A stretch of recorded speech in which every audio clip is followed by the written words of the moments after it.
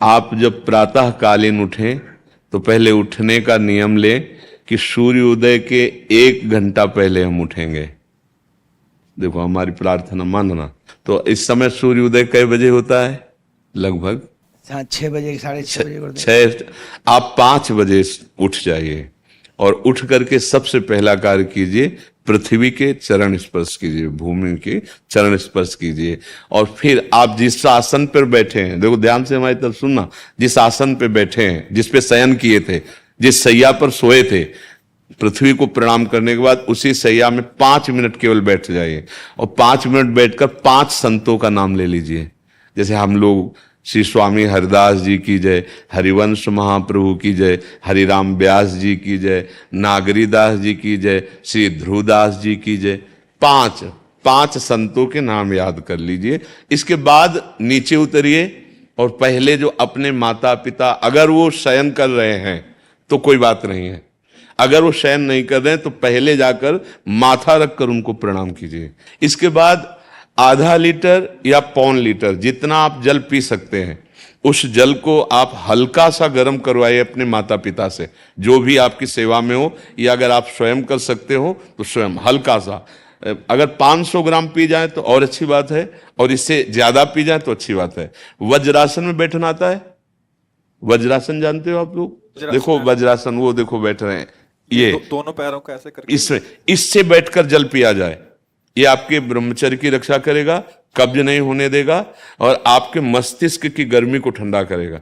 ऐसे वज्रासन में बैठकर धीरे धीरे 5 या 10 मिनट में जल पिया जाए, एकदम ना पिया जाए। गिलास में लेकर के 500 ग्राम जल धीरे धीरे उसको पिया जाए। फिर इसके बाद आपको 100-200 कदम टहलना है। फिर इसके बाद आप शौच जाइए। शौच, अगर आपका पेट साफ हो जाता है, अगर नहीं साफ होता है, कोई ऐसी परेशानी लगती है, तो 1 चम्मच ईसबगोल की भूसी और छोटी हर का आधा चम्मच अगर रात्रि में दूध से या पानी से ले ले तो वो बार बार शौच नहीं लगाएगा, पर आपकी आंतें साफ हो जाएंगी। शौच जाने के बाद स्नान करें और फिर तुरंत, अगर आपको व्यायाम आता है तो करे, नहीं तो सीधा सरल बात होती है, 20 बार बैठ जाए बैठक और 10 बार लेटने वाली दंड। और इसके बाद जो अनुलोम विलोम, जो इससे खींचे इसे छोड़ दे, इससे खींचे इसे छोड़ दे। इसके बाद दोनों हाथ ऐसे करके 7 बार ऐसे करे, सीधा खींचे और सीधा छोड़ दे। इतना ही तुम्हारे लिए प्राणायाम की आवश्यकता है।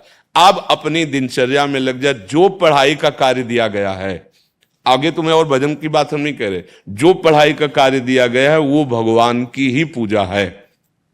आपकी दिनचर्या जो आपको अपने गुरुजी या टीचर जी को जाके प्रमाणित करनी है, कल जो पढ़ाई गई थी आज के लिए, वो आप सुबह सुबह उस समय व्यायाम के बाद, तो आप देखना आपकी स्मृति बहुत प्रवीण हो जाएगी।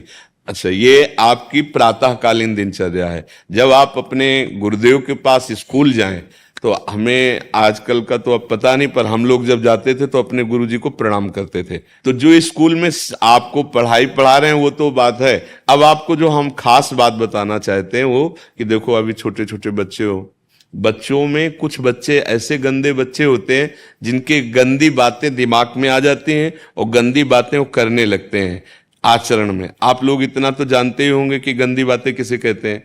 आप लोगों के पास अगर मोबाइल है तो कभी गंदी बात देखना नहीं। कोई भी बच्चा अगर गंदी बात दिखाए तो अपने टीचर से या अपने माता पिता से जाके शिकायत करनी चाहिए, वो बहुत हानिकारक होती है। कभी कोई भी गंदी बात अपने द्वारा नहीं होनी चाहिए।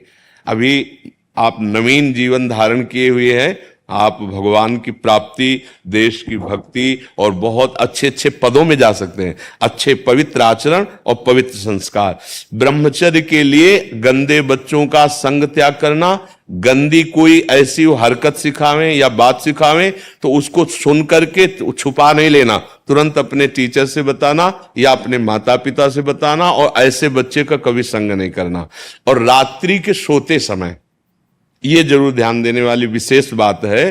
रात्रि के सोते समय जो भगवान का नाम प्रिय, जैसे इन लोगों ने आप लोगों को बताया राधा वल्लभ श्री, तो सोते समय बस प्रार्थना करो कि हे प्रभु आज दिन हमारा जो भी गलती हुई हो वो हमको आप प्रार्थना करते हैं कि आप हमें समझाओ क्या हमसे गलती हुई।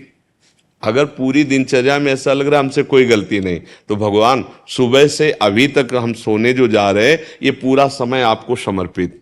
आप देखना इसका फल देखना, एक तपस्वी की तपस्या का जो फल होता है ना उसका ये फल मिलेगा। और सोते समय बस राधा वल्लभ श्री हरिवंश, राधा वल्लभ श्री हरिवंश, इधर उधर ना सोचते हुए, ना मोबाइल देखते हुए, ना कोई गंदी बात मन में, और चुपचाप सो जाइए।